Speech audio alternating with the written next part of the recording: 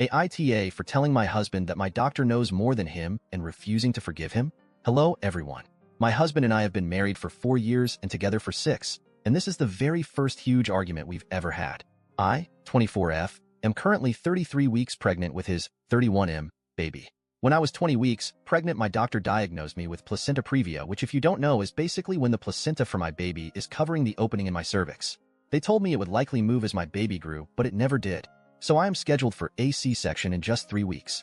At 20 weeks, I was put on very light restrictions, but at 30 I got put on heavier restrictions, like no running, no lifting or climbing, no standing for longer than 3 hours at a time, and most importantly, no sex and no vaginal exams. Because my doctor told me that we want absolutely nothing to potentially make me bleed, which could lead to preterm birth. So I have been doing this all for 3 weeks, but it has been driving my husband fucking insane. Every single day he bothers me for sex. Every single day. Every single day I tell him I can't, and remind him of the restrictions. I don't even want to have sex anyway. My tummy is so big and I am always exhausted. He doesn't really like those answers. Finally, he came to me and started going on about how doctors sometimes dramatize things for the sake of their careers and more money. He said they push for C-sections. I was like, okay, whatever, but I know that I have this condition. Obviously, I am going to follow the rules. He didn't take the answer, and we ended up having sex. For a few hours after I was having really heavy bleeding and I got so scared.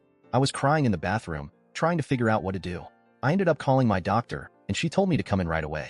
The whole car ride there I was just sobbing, imagining that in an hour I would be having a C-section for an only 33-week-old baby. We quickly figured out that I am not in preterm labor. I was just bleeding, and as long as it stops it will be okay. It did, and I am fine.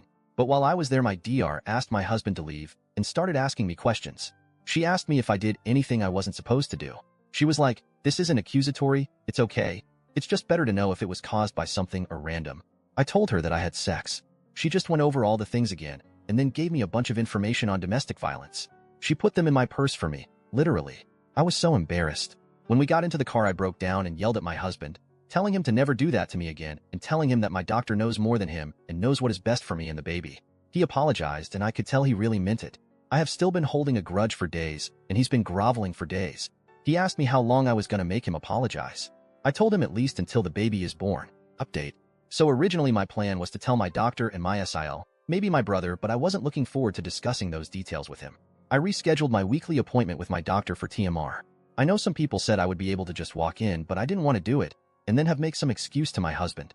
The comments made me realize the severity of the situation, and honestly I am terrified. So I called my SIL when she got off work, and we had a really long conversation. I mentioned in the comments, but my SIL and brother have never really liked my husband, especially my SIL. She was very supportive and kind, and we talked for a long time. I guess I can admit now that it wasn't just sex, it was rape. We talked about that more than anything else. And she cleared the whole confusion thing up very quickly. I told her a lot of the things my mom excused because she likes my husband, and my SIL was livid. I guess I kinda knew she always would be, which is why I never told her. She ended up telling me to talk to my doctor, and she will talk to my brother, and we will see what's going on. She said she will come down on the soonest flight, but my brother cannot come yet because they do have children of their own.